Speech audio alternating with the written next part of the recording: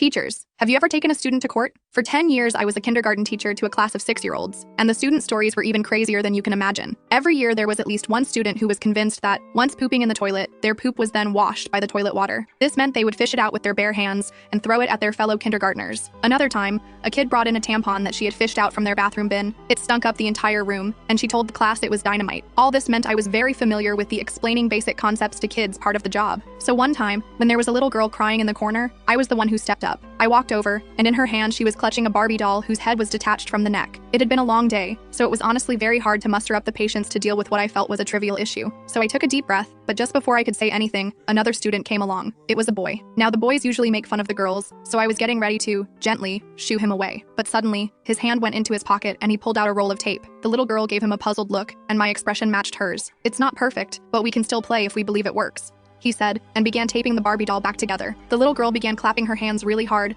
before wrapping her arms around the boy super tight. My heart melted, and I even felt myself tear up a little. Then, out of nowhere, they started playing together. And the more I paid attention, the more I realized the boy wasn't even enjoying it. He was just playing with her to make her happy. And just when I thought things were good, they got even better. Because over the next few days, the boy was bringing in flowers, chocolates, and even pretty rocks he found for the girl. They'd play together every lunchtime, and he always let her choose what game it was, usually Barbies. At this point, all the other staff noticed too, and we were shipping them hard. And by the end of the week, during movie time, they were holding hands when he asked her to be his wife. The girl's eyes widened and her palms covered her mouth. She shyly looked down at her feet that were kicking back and forth before accepting and giving him a huge hug. A few of the boys were teasing him, but mostly everyone was clapping and cheering. And as I drove home for the weekend, for the first time ever, I was actually excited for Monday to come. Those two kids had restored my faith in humanity so much that I baked cookies, a cake, and even croissants for everyone. But during lunchtime, right before I could take them out, my entire body went cold, because as usual, they were playing with Barbies. But when the girl told him she wanted to play something else, his hand curled up into a fist. He drew his arm back, and it landed on her leg, hard enough for me to see and hear it. I immediately ran over, and she was too shocked to even cry. She just hid behind me. I asked him what he was doing, and he responded with, "I only did it because I love her, just like Daddy always says." My heart broke, and I gave him a very thorough explanation of why no one has the right to hit anyone. And when it finally sunk in, he started crying and told the girl how sorry he was, that he never meant to hurt her. I let them go back to playing, but my mind was racing. It was obvious that he had learned this from his parents, and I knew I had to do something. But the deeper I delved into the situation, the more I realized how dark the whole thing really was. I can't finish the story in this short video. The full video is on my channel and linked below.